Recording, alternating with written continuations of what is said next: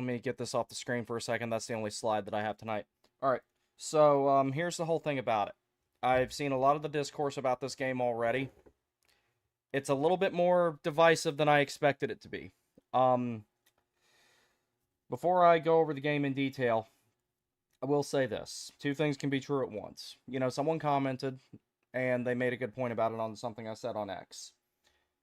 But he made a good point. Yeah, not every loss has to be an indictment on the team, etc., etc., etc., etc. That's fine. It's also correct. The other thing that can be true at the same time is that it's weird to me seeing this team do some of the stuff it does. Generate 43 shots on goal, only score twice, and manage to generate that many shots when Montreal hemmed Carolina into their own zone for very, very long sequences of time with their best players out there. So before I go into the rest of this, I just do want to highlight something that I have said repeatedly. The first round or let me backtrack a little bit. Part of whether you like it or not, one of the things about the modern playoff format ever since they did the realignment to bring Vegas into the league, and make no mistake, that's what it was.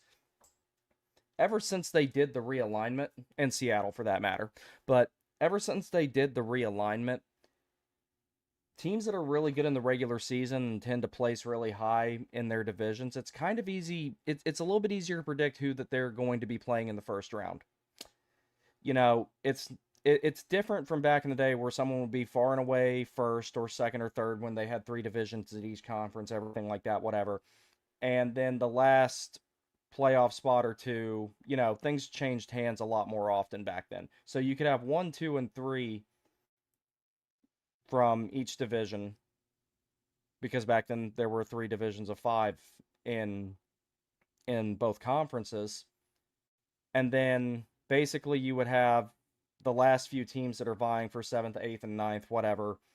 And it was a little bit harder to narrow it down.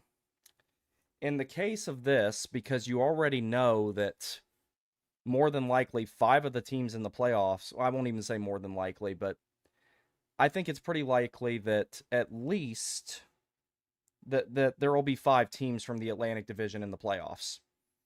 3 in their division, and they'll take the 2 wildcard spots. I actually do believe that. Now, granted, Philadelphia, New York, Washington, all of them, they're not going away so far. But you are getting to that point in time where mathematical eliminations are really going to start happening to teams that are closer to the cut line than others. So it makes it a little bit easier to predict which teams Carolina, being in the position that they're in, would potentially play. If what I think is going to happen, Carolina would be facing off against an Atlantic Division team regardless if they have more points than whoever wins the Atlantic Division or not. Buffalo could have 4 bad games, 5 bad games, and be in wild card 2, depending on how the rest of the standings shake out. Same thing could happen to Tampa. Both of those are unlikely.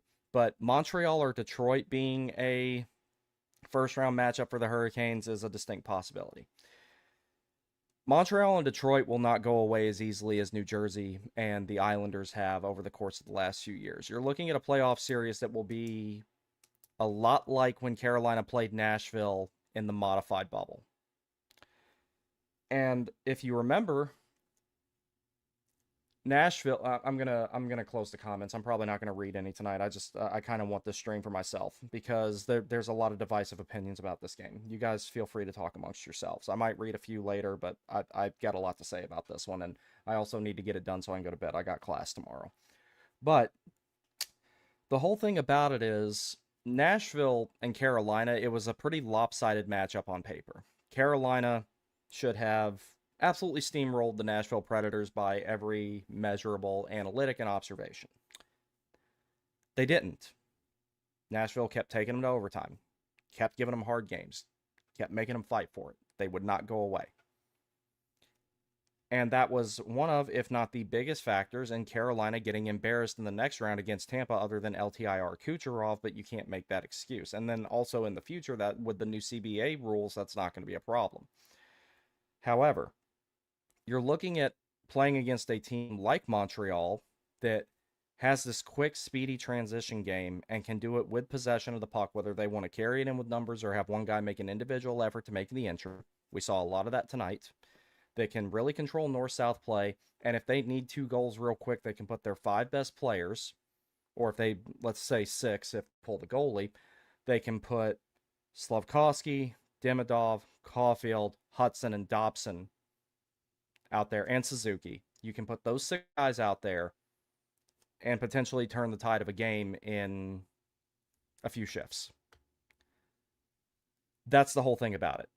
Regardless of if it's a low scoring game, high scoring game, low event game, high event game, there's several different scenarios where Carolina has a lead going into the third period and Montreal scores 2 goals in the last 90 seconds with their goalie pulled to tie it. When it comes to a team like Detroit, a lot of depth scoring on that team. They're middle 6, even though they're a little bit on the older side, and it's from, outsourced, if you will. There's still a lot of playoff experience on that team. They will be a problem. Now, I believe Carolina would theoretically win either one of those series. They would not win them handedly, and both of those teams, for example, would take a chunk out of them. I believe the same thing of Buffalo, honestly, in the event that they were to fall that far in the standings, which I don't think is going to happen. Same thing with Tampa, but the other thing is Tampa's core has been playing together for years. And yeah, you can put an asterisk next to the 2 cups that they won together if you want to. And they had another Stanley Cup Finals appearance against the Avalanche. Of course, they lost. Then, take this into account as well, if you will, please. The Hurricanes eliminated the Rangers the Rangers eliminated the Hurricanes in 23-24. The Rangers fell apart after about 3 games, if you ask me, in the next round against Florida. 21-22 season. It was the same thing. The Rangers, they looked a little gassed by game 6 against Tampa, I believe.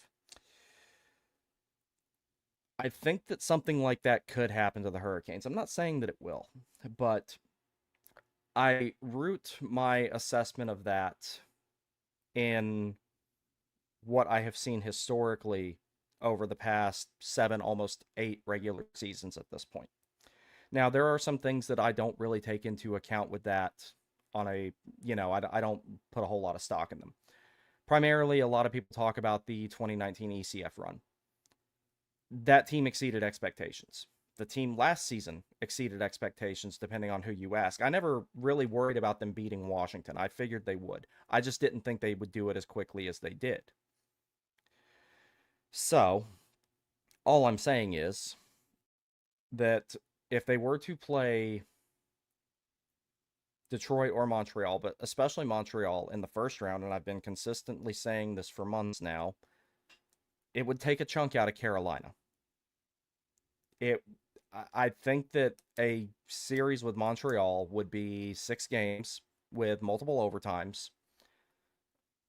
About 3 periods worth of overtime play if it went that way.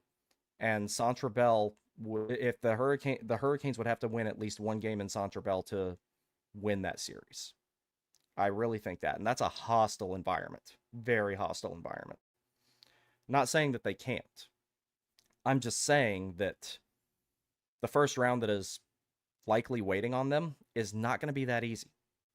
It's not going to be as easy as what we've seen a couple of years ago. And with the team having some of the struggles it's having defending, which has been a large part of its identity, maybe the largest part of its identity over the entirety of Rod's tenure, that could be an issue. That's not me dooming. That's just me assessing the situation for what it is. Now, getting into the game itself.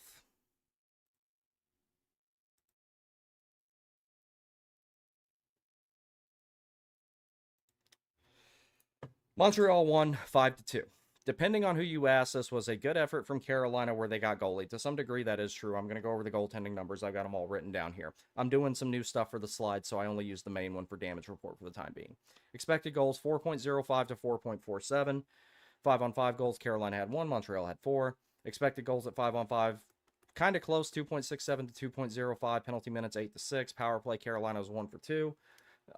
Montreal was 0 for 3. Shorthanded goals, that should stay 0 on both of them. My apologies. I didn't update that from the last game. Shot attempts were 87 to 44. Carolina had the same amount of shot attempts in this game as they did against Pittsburgh. They also had the same amount of blocked shots, 11 to Montreal blocking 23. Faceoffs were dead even at 50-50. Now, looking over the period flow here and everything. In the first period, shot attempts were 31-15. Shots on goal were 16 to 4. Expected goals were 1.26 to 1.05. Goals 2 to 1, all of those favoring Carolina. In the second period, this game really started evening up. 21 to 19 shot attempts favoring Carolina. 10 to 11 shots on goal favoring Montreal. Expected goals 1.05 to 1.55 favoring Montreal. Montreal scored twice in that period, and then you go to the third period.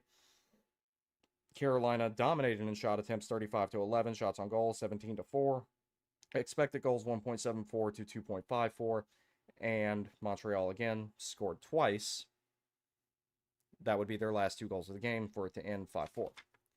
Going into the goaltending numbers, Frederik Andersen had 4 goals against and 2.68 expected goals against, so he saved below expected. 14 saves on 18 shots, 0.778 save percentage. High danger chances, he saved 4 out of 6. Medium danger, he saved 2 out of 4. Low danger, he saved all 7. Jacob Dobas had a really good game. 2 goals against, 4.05 expected goals against, so he saved 2.05 above expected. 41 saves on 43 shots, 0.953 save percentage. High danger, 8 out of 9. Medium danger, 11 out of 11. Low danger, 21 out of 22. As far as the game notes of the actual game, Canes started really strong, very fast. They had a good forecheck. The puck management was solid. Quick transitions. I really liked everything I saw there. Josh Anderson took an interference penalty where Nikolai Ehlers would score at 2:36 from Andrei Svechnikov and Seth Jarvis.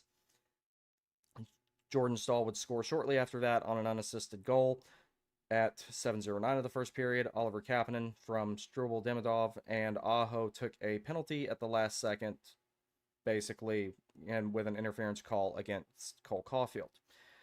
Cole Caulfield is well on his way to being the best scorer in the National Hockey League, and when you're on a team like Montreal, that can make a difference. So in the second period, it started out 121 into it. Keandre Miller, who had a really rough game, unfortunately, which sucks because he's been pretty good lately, he took a penalty for tripping Suzuki that created a 5-on-3. I don't know why they blew the whistle when Jankowski hadn't touched the puck yet. For once, Mark Jankowski didn't do anything wrong. So 139, 5-on-3, Carolina did excellent on that kill. They were scrambling a couple of times, but when you're up against a team that has as much firepower as Montreal and has as deadly of a power play as they do, to be expected, that's honestly reasonable. I was fine with how they executed that. I was expecting, considering how Carolina has used the penalty kill as a momentum changer in the past, that they would start to really take control of this game at that point, but they did not. Caulfield scored again, or Caulfield scored from Suzuki and Slavkovsky at 5:49. Slavkovsky, Caulfield, Dobson, 9:19. 3-2 at the end of the second period. Third period, Miller fumbled the puck at the point. Demidov got on a breakaway, scored at 13:53 to make it 4-2. Frederik Andersen was pulled early, which was a good idea because the team was not generating as much as they needed to. Yeah, they looked better in the third period, but after Oliver Kapanen scored the first goal in the first period became a lot more even. North-South play, I thought that Montreal dominated most of that tonight. And as far as being able to hold the zone with cycling and not wearing their legs out, Montreal is really good at that. Again, that could be a problem for Carolina in the playoffs. Empty net by Jake Evans at the 1 minute mark, 1 minute remaining in the game, and that was that. So,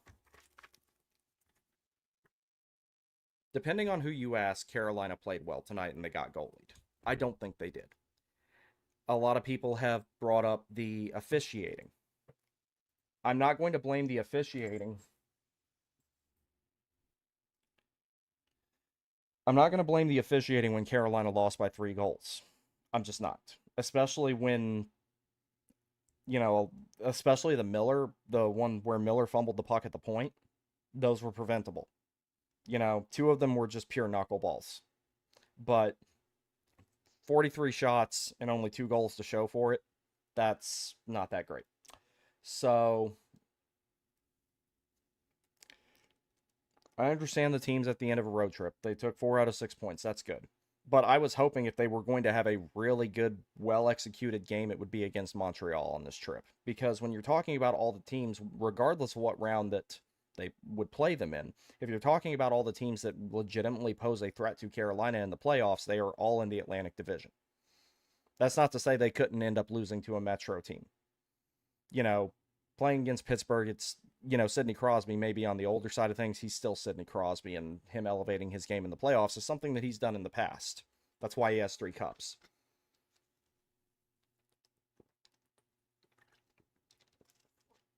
So I can't sit here and think that this team, just because it had 43 shots on goal and 87 shot attempts, that that they had a good game. That they didn't, especially when the way that they executed the second period. The second period, they were awful.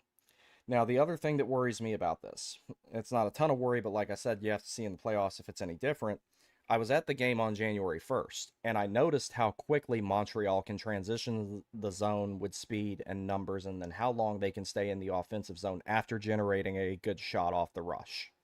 Cole Caulfield can slip a puck in a coin slot. As much as I don't like Juraj Slafkovsky, I can't stand him. He's a good hockey player. So when you're talking about Montreal's best forwards collectively and Carolina, you know, their best forwards, when you're talking Aho, Jarvis, Svechnikov, and then it's debatable who the best forwards are after that. You could say Stahl, you could say Stankoven, you could say Ehlers. We'll throw Ehlers up there with the best. But if you're ranking Montreal's top 6 forwards versus whatever is perceived as Carolina's top 6 forwards, Montreal's are, on paper at least, they are better. If Carolina played more to their identity in this game and had done better defensively, which they have not been this season, I know people talk about injuries. The injuries are not really as big of a factor anymore. Yeah, Gostisbehere's out of the lineup, but that's one guy, and in the grand scheme of the depth chart, he is number 6 as far as on the defensive side of things. Yeah, he's your top power play quarterback. That doesn't help that he wasn't in there. But the whole thing about it is, collectively as a unit, Carolina used to defend really well. They've not done so much this season.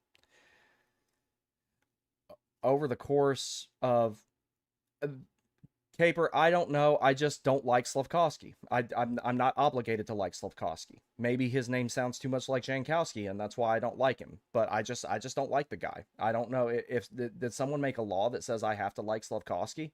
Because if they made a law, I would probably go to jail, 1, and 2. If it's made in Canada, then I really don't have to listen to it because I don't live in that bum country. So, and I wouldn't want to because it sucks. So anyway, um, Delorier was in the press box for some reason, but I'm just gonna not listen to these Canadian guys. I don't even know why they're in here. I wish I had that much time on my hands to crash other team streams. But I just don't really like how the team played tonight. Not at all. Sunday will be a little bit more indicative. I already know what the excuse is going to be on Sunday. In the event that Carolina loses, they'll be like, well, they played yesterday. They played 24 hours earlier. Okay, and you don't say that if they win, though. That's why I'm like, I'm already preparing for that conversation. So, and I'll be at both of those games. So,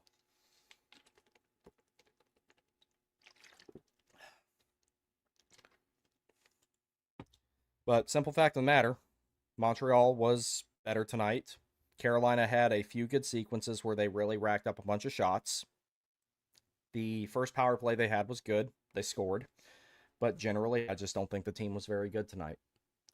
So, and that the biggest reason that bothers me is because, all right, see ya, and that's that. So, I don't know who has the type. Yeah, I mean, I understand the whole puck luck concept and everything, but like not having puck luck is also why they got eliminated by Florida in 4 games in 22-23. So, that's that. But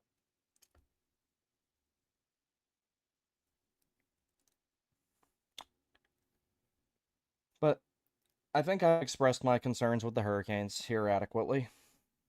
We will see what happens on Sunday. I'm hoping for a better showing from the team. Like I said, it's not really so much the fact that they lost, it's that I just don't think they played well. I really don't. Yeah, they generated 43 shots. How many quality ones were there? I think there's 7 out of that were considered high danger. Something along those lines. I looked at it, I didn't write that down. So that's going to be all I have for this one. I'm starting a new job on April the 2nd. So after that, I will not be doing as many streams and videos and all that type of stuff. And of course, I'm still going to college and everything like that. So that's going to be it for me tonight. As far as that goes, I will read through some of the comments here and I will answer some of them.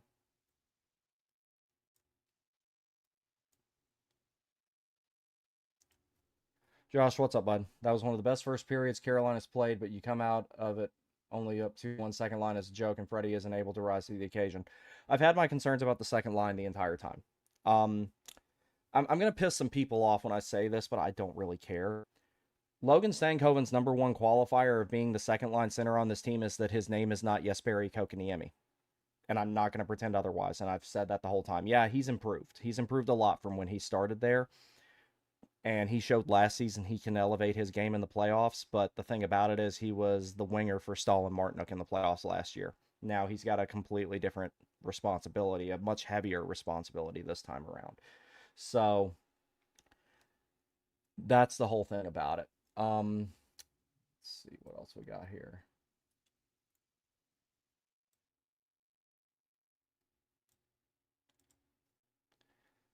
Reese, what's up? Logan Stankoven would miss the ocean if he was on the beach. Damn. What possible redeeming quality makes him incapable of 2C? You legit can't name one, in my opinion. So, Stankoven does have some good things going for him there. He's got the speed. His off-puck routes are good. Face-offs, I think he's still above 50%. I'll have to double check. Even though I'm not someone who's a big believer in face-offs in 2026. I know that they're important in special team situations, game on the line situations, but I look at them in isolation, not really so much as a big picture thing. Defensively, he's solid. It's just the puck possession and the play driving game. He's better at it than he was, but I just don't know if it's good enough to win in the playoffs. And yeah, he does, like Haggerty's saying, he tries really hard. He does play with a pretty high effort. But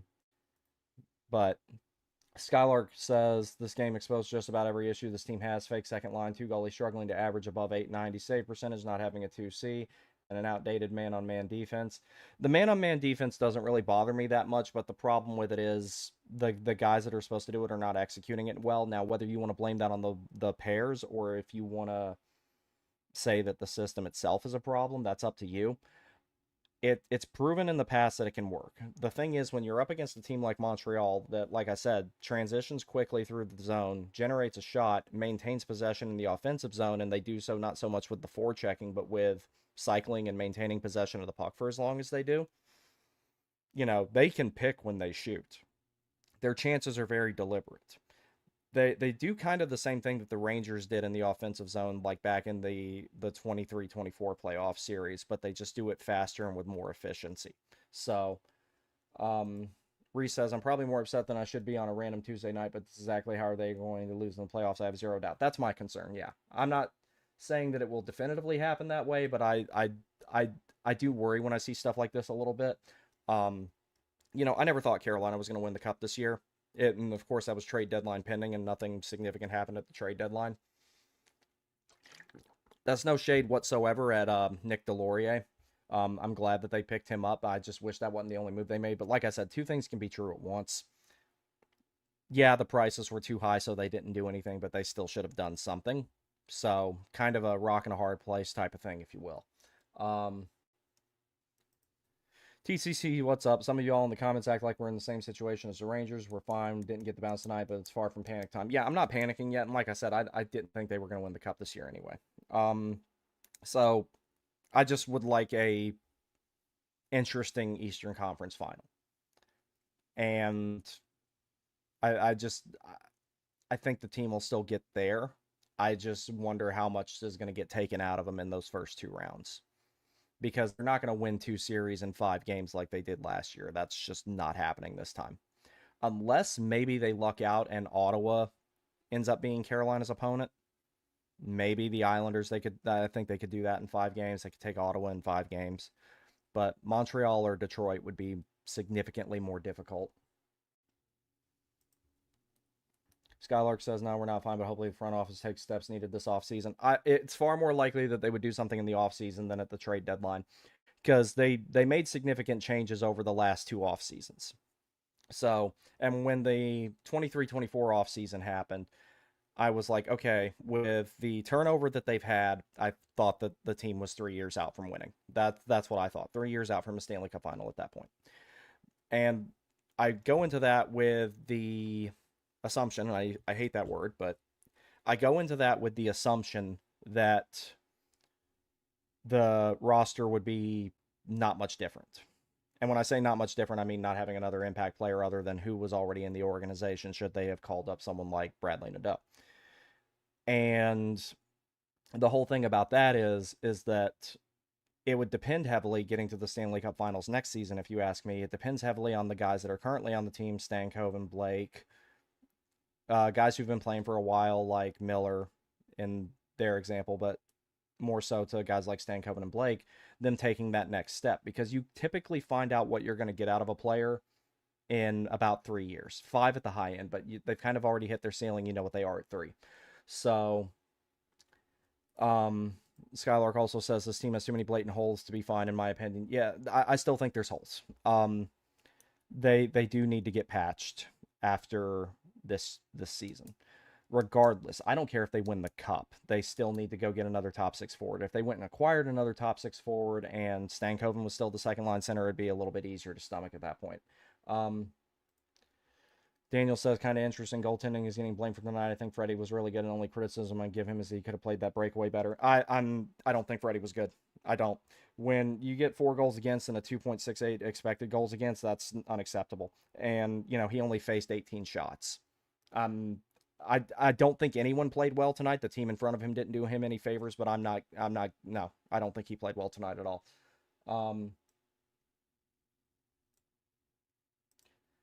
Something like 29 other teams in the NHL have more holes. Yeah, no, they do. That's true. But, Carolina, it's like they need to plug them because they're trying to win now. That's the whole idea, is win now. One of the things that, everyone says is there's no Florida, this is your best chance. But if you don't build a team that you think can build everybody, then you didn't build the right team. And right now that team is not this one.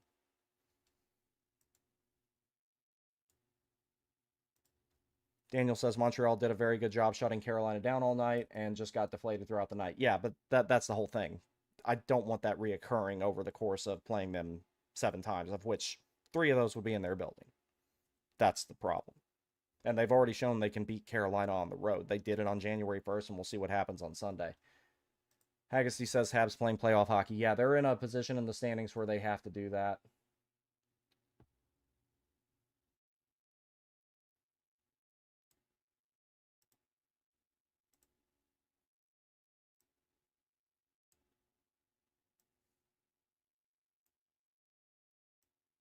Canes at the end of road trip. Montreal playing playoff hockey already. Yeah, they kind of have to though.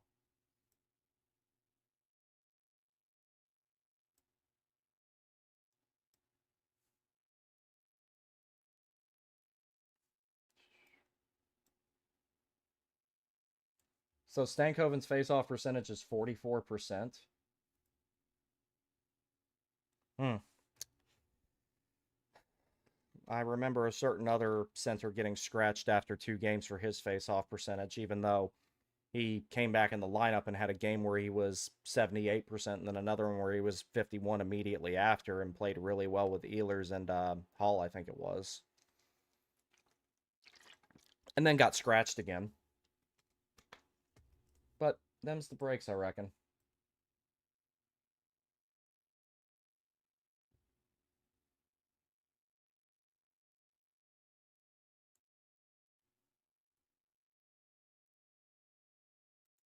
Daniel says the only reason I disagree about Freddie's performance is just the type of goal scores. No chance on the deflections. Rebound goal. He possibly could have played better.